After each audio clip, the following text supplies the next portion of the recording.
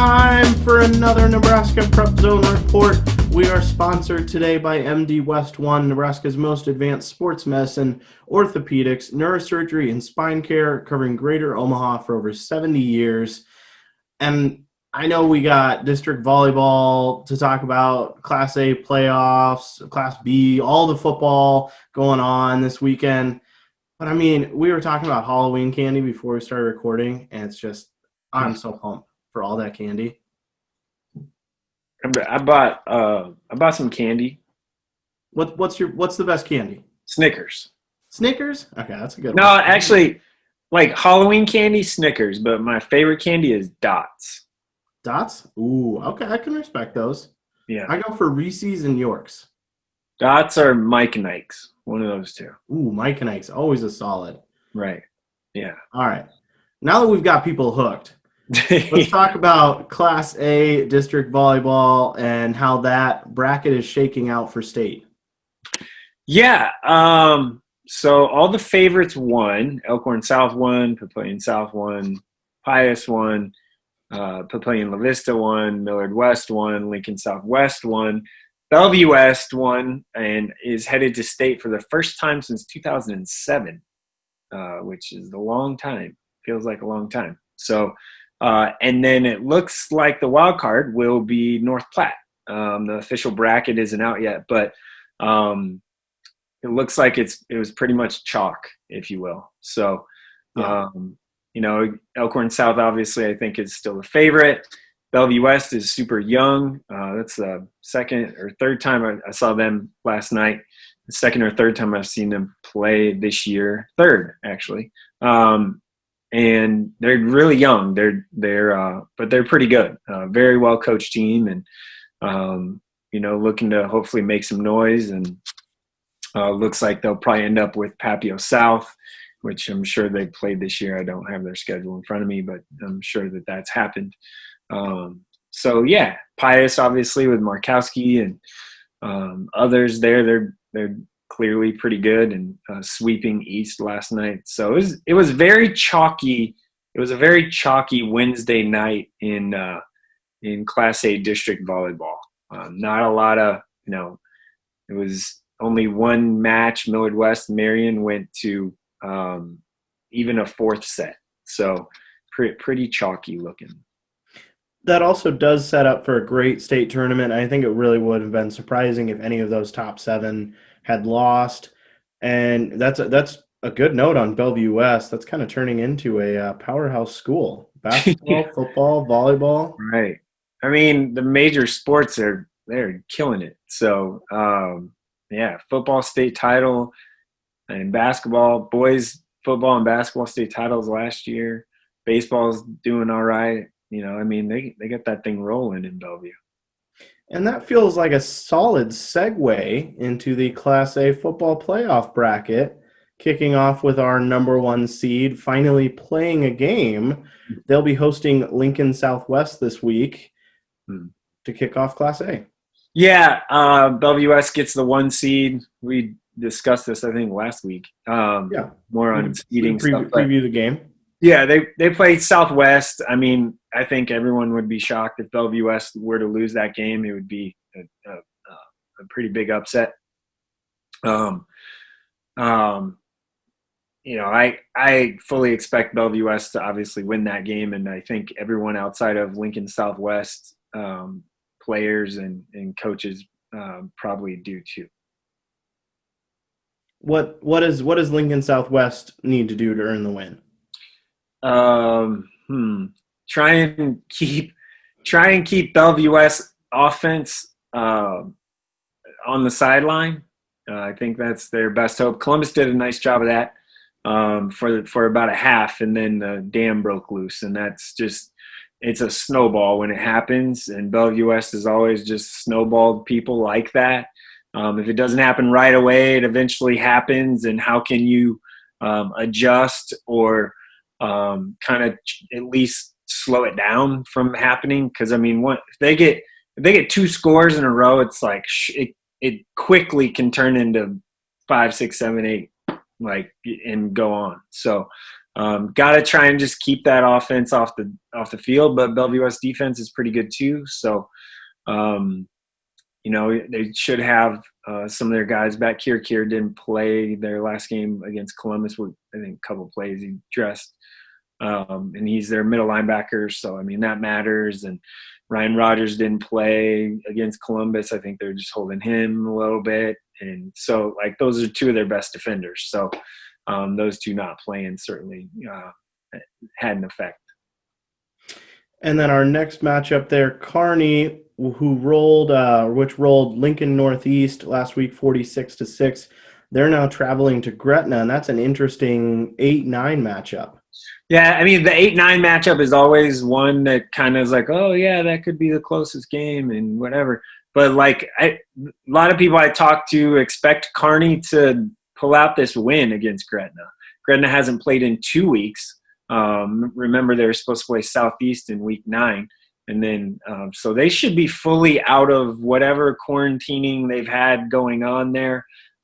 Should be out of that. Zane Flores and is going to go up against a tough Kearney team that's really coached really well, Coach Cool out in Kearney. So that's the one that I think a lot of people are going to have a lot of eyes on as a potential kind of big upset or I guess as far as seeding upset and all that is concerned. Kearney was a team that, if they would have beaten Lincoln Southeast in week 8, or if they would have beaten Elkhorn South in week 9, and for that matter, Lincoln Southeast in week 1, they lost on a late interception in the red zone or end zone. If Kearney would have beaten Elkhorn South, pulled that out, they went to overtime with Elkhorn South. Kearney would have been a top 8 seed, even with a 2-4, or I guess they would have been 3-3 record. They would have been a top 8 seed, so they're dangerous enough and played one of the tougher schedules in the state. And either way, the winner of this one will face Bellevue West, or likely facing Bellevue West, which feels like it will be an interesting matchup either way. Gretna with Zane Flores could keep up with Bellevue West. Kearney, always solid, defensive. Yeah, Kearney would be a rematch with Bellevue West.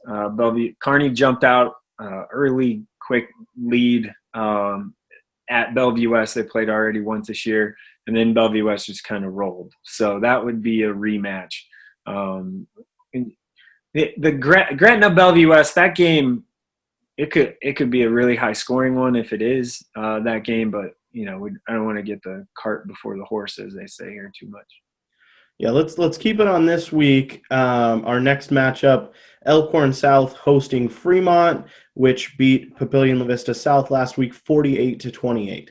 Yeah, a lot of points for Fremont. Fremont can score a lot. The nice running back and quarterback's pretty good too, and they've had a really nice year. Elkhorn South, I think, though, is obviously the favorite to win that game, and Elkhorn South their defense is good. I think they're fully healthy. Everybody's back and not quarantined and all of those things. So, when they're kind of rolling right now, Elkhorn South is. So I would expect, Elkhorn South to obviously be the favorite to win that game. And, there was talk that Elkhorn South should have been the 3 overall seed, and they ended up at 5. So maybe they have something to prove. And then our next matchup here, Columbus defeated Papillion La Vista last week 31-14, and now they will travel to Lincoln Southeast. Yeah,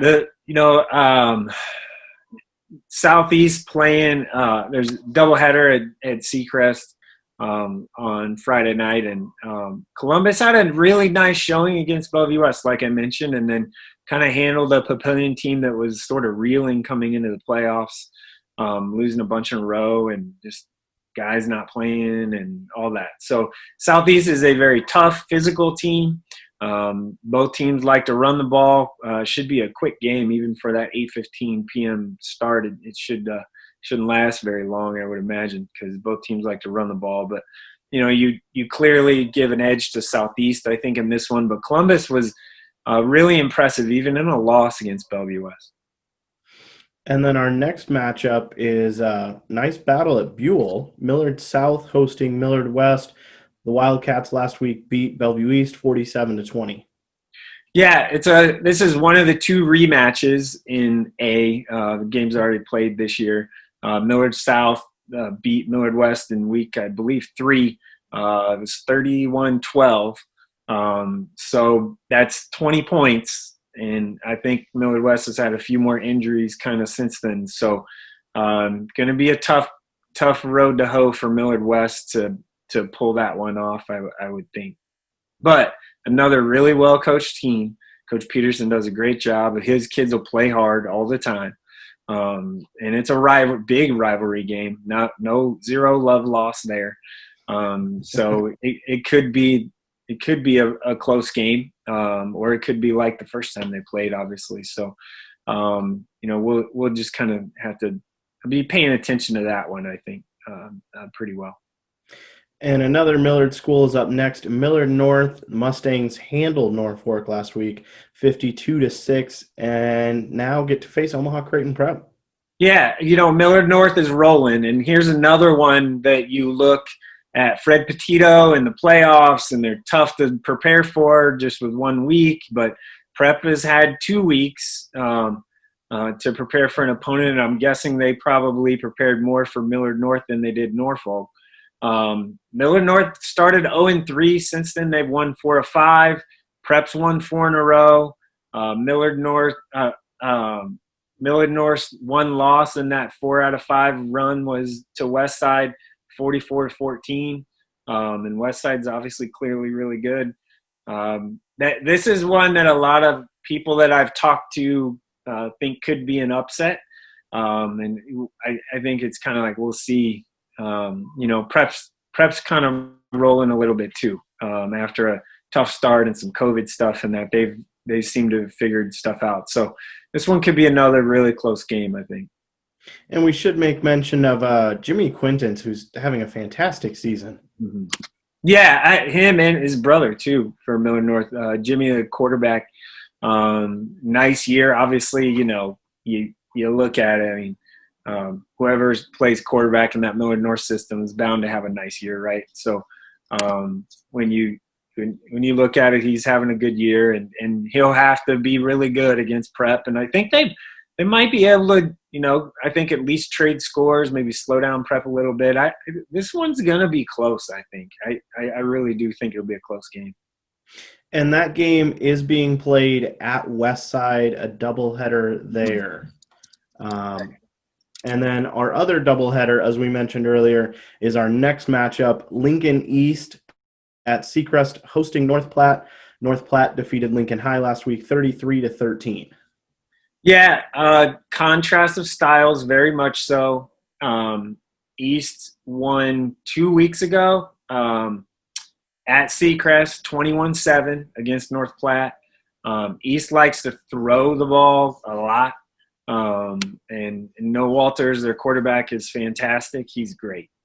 He's really good. So, how much can you make up 2 touchdowns in 2 weeks, 3 weeks, I guess?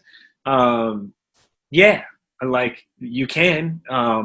But Carter Glenn is returning after a torn labrum and a couple other things in his shoulder. And he had 8 touchdowns before he got hurt in, I think it was week 3,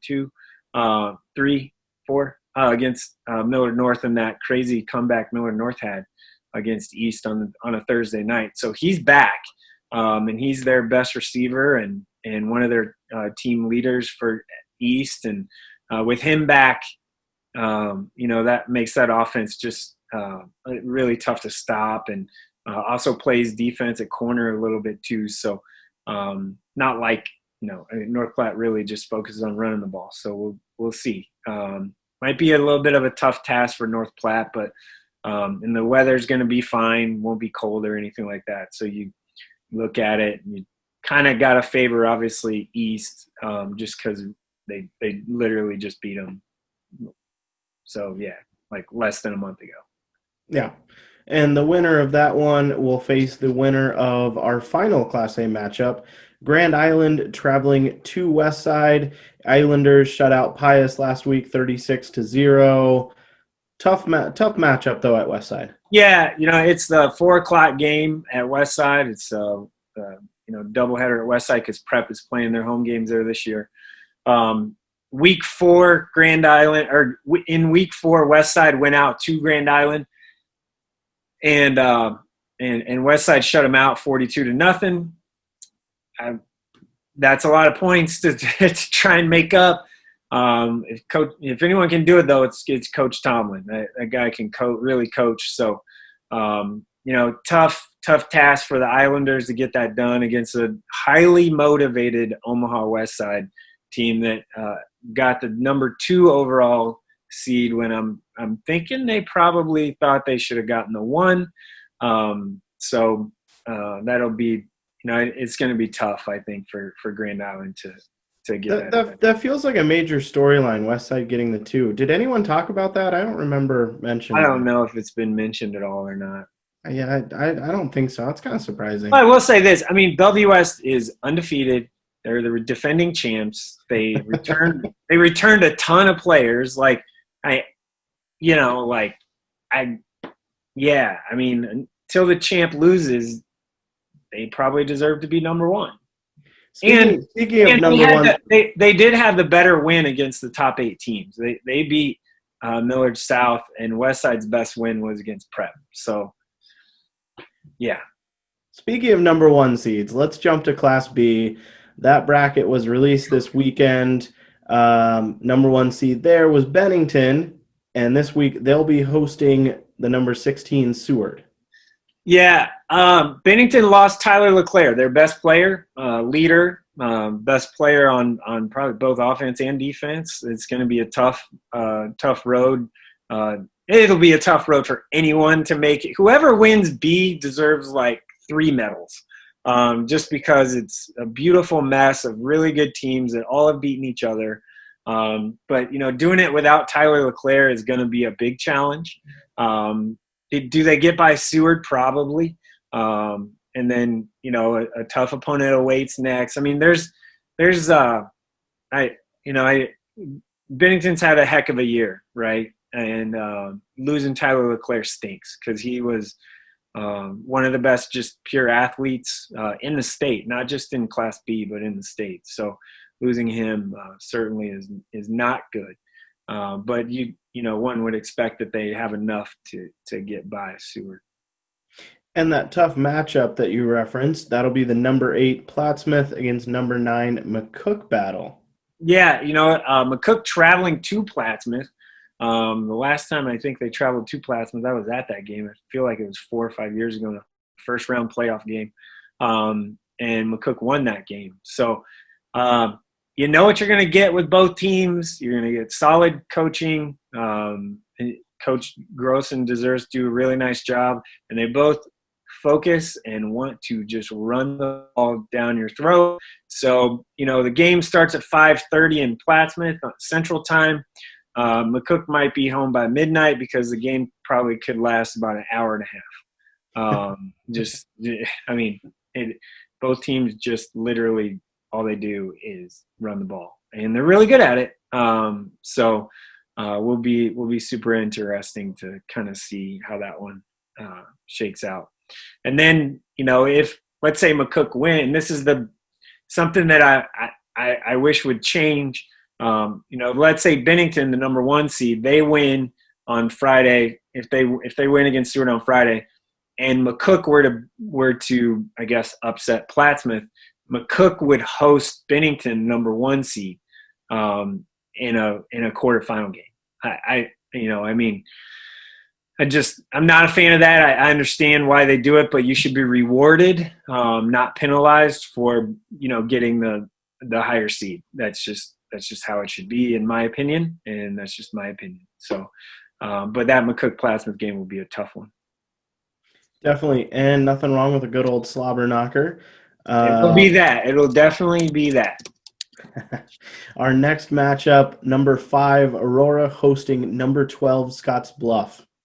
Yeah, another rematch played in week 3. and Scottsbluff went to Aurora and lost 36-14. So Scottsbluff also has won quite a bit coming into this. Those guys are used to traveling. It's not a big deal for them to travel. Unlike the eastern half of the state, whenever they have to travel, everyone makes a big deal about it. But when Scottsbluff or McCook travels to, the Missouri River, you never hear about it, and they don't seem to complain. Today's just a soapbox day for you. This is kind of like one of those things. It's just like everybody does it. Like the teams west of Lincoln do it all the time, and the teams east of Lincoln, when they have to go to Seward, they complain. Wait, there are teams west of Lincoln? I thought they didn't exist. Yeah. Anyway, that should be another kind of tough game. Obviously, two well-coached teams. Scottsbluff's been there, done that. In order to make a run, they're going to have to upset some people, and but making up a 20-point kind of spread is going to be a challenge, I think. Yeah, and no disrespect to any of the Western Nebraska teams. I was giving them props for not. Yeah. I was referencing my bad joke.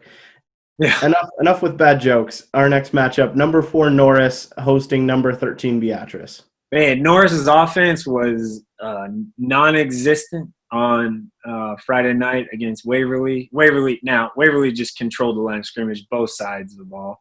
I expect Norris to bounce back here in a sort of a big way, obviously, to have played this year and rivals and all of that. But you would expect Norris to get that bad mojo of losing and getting shut out at Waverly out of their mind or mouth or whatever one you want to say. Yeah. And then moving on to the other half of the bracket, it starts out with number 3 Elkhorn hosting number 14 Omaha Gross. Yeah, how about this nugget? Gross is on their third quarterback who started the season as their starting center. So, yeah, Elkhorn is likely to win in big. All right. Let me say that again. Omaha Gross is on their third-ish quarterback who started the season as their starting center. I'm trying to figure out what you'd call that Wildcat package. Yeah. I don't know. Number 6 Waverly hosting number 11 Blair. Yeah, two teams, again, like to run the ball. There won't be a lot of forward passes. Dexter Larson for Blair is going to have a big game. He's had a super great season. Tough kid. He's fantastic.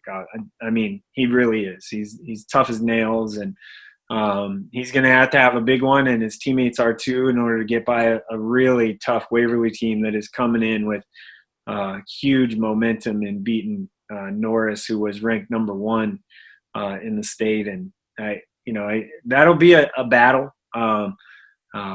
It'll take a pretty big effort by Dexter Larson to I think knock off Waverly at Waverly too. And our next matchup here, just looking at the entire bracket, but two teams in particular stand out to me that when you say beautiful mess and how it's a really tough year. Anytime you see Waverly seated as the 6, but then Omaha Scott as the 7, right? That's it's going to be. Yeah, what is that everybody's beating everybody. Aurora is the 5 seed. One of their 3 losses is to Northwest. Northwest lost to Scotts Bluff, who is the 12 seed. I mean, everybody's just beating everybody. And Bennington beat Norris. Scott beat Bennington. That's their 1 loss. It's just a lot of just throw it up. I'm telling you, whoever comes out of B, they just deserve an extra medal, or something, because it is a gauntlet, and it'll be a lot of fun. This Scott playing Grand Island Northwest game is very intriguing. Northwest is tough. They run that 3-5 kind of defense and leave a linebacker flowing, and they got a couple of them, Aiden Davies being one, that can make some plays. So, Scott, I think, feels like they should have won that Elkhorn game if it wasn't for a couple of bad calls or in their opinion, bad calls by the referees. Scott's like the most dangerous 7 seed. 7 seed, they're so dangerous. And a couple of their losses, I mean, their one loss against Waverly, they had 4 starting offensive linemen out for COVID. So that game maybe changes if they have a full complement of players. They'll never complain about that because it's Scott and they're expected to win every single game they play. And they'll play anybody and it doesn't matter. And St. Northwest is tough. They're a really well-coached team. I saw them against Aurora, beat Aurora. They had a really nice game and particularly a really nice second half. And they like to run the ball and take care of it, but then they can pop you for a nice pass play for a chunk and get some chunk yardage that way. But tough matchup for Northwest. If they would have won on Friday, they probably wouldn't be in this situation. Same thing with Scott. Obviously, they'd be a little bit higher seed. But in B, you got to beat everybody anyway because it's just so tough. Class B for beautiful mess. And when you're saying that Omaha Scott's a dangerous number 7 seed, imagine how Hastings, the 2 seed, feels to have an always tough Omaha Roncalli team, and they always put up points usually. And then your reward, if you can get past Roncalli, is a 7 Omaha Scott or a 10 Grand Island Northwest. Right. Let me tell you, Hastings, Roncalli. Jim Meister, the awesome athletic director at Omaha Roncalli, earlier today, I was texting with him. I'm like, have fun at that game played on turf at Hastings College, so not on grass. And both teams like to throw the ball. It could be 65-55, and it could be a 4-hour game. It could be something like that. So, Roncalli's made a run. The last couple of years they had Jack Dolzer. I mean, he's obviously gone, and they figured out what to do there. Jake Orr's a really nice player for them. Gorsica is going to have to be big on both sides of the ball on the line. It's an interesting matchup that I think will generate a lot of points. I'll say that. Probably something similar to that classic Scotts Bluff Roncalli semifinal from a couple of years ago. Yeah, probably. I mean, it could be. But before we get out of here, I don't think we have time to preview all of the brackets for C1 and C2. But give me your top matchups to watch in C1. It's always the 8-9 game, right? Like that's always the toughest one that you look at. And Adams Central and Wayne is the tough one. I'm not sure Cam Foster is going to be available for Adams Central, quarterback, etc. And they just lost recently too. So they had a nice kind of run. That's the one game. Auburn Battle Creek, I think, is a really good game too in C1. C1's a tough bracket as well. I mean, you kind of look down at Pierce is phenomenal. They've been fantastic. And they're the 2 seed, and Ashland Greenwood's the 1. So Ashland Greenwood has beaten Wayne. That could be a rematch if they get by Adams Central. So that's, C1's going to be sort of a battle. C2, Bergen beating Oakland Craig was an upset. And what was that, 2 weeks ago? That's a tough one. Sutton and North Platte St. Patrick's is a tough one too. Both each just have 1 loss. Wilbur Claytonia is a really good team. Bridgeport and Hartington Cedar Catholic, that game's at 2:00 because Hartington has to travel to Bridgeport. Aquinas and Norfolk, Davidson Aquinas and Norfolk Catholic, 2 of the best high school coaches that the state has ever seen, no matter the class. And Jay Bell and Ron Mimic, and I mean, like 2 just powerhouses that are traditional powerhouses that clearly like to run the ball and not do much else. That game should be phenomenal. Just the history of that game, and just the amount of wins and state championships and all of that that's a 7-10 matchup. So pretty neat kind of game there. It'll be a fun week of action. I'm looking forward to all of it. And, we'll have some great games to discuss next week, as well as some state volleyball to talk about. Until next time, thanks to our sponsor, MD West One. Follow Mike Sautter on Twitter, as well as any Prep Zone. And thanks for listening. As the official team doctors for high school and college teams across Greater Omaha, MD West One Sports Med Doctors can get you back into the game stronger than ever. Meet the Sports Med team at mdwest1.com or call 402-390-4111.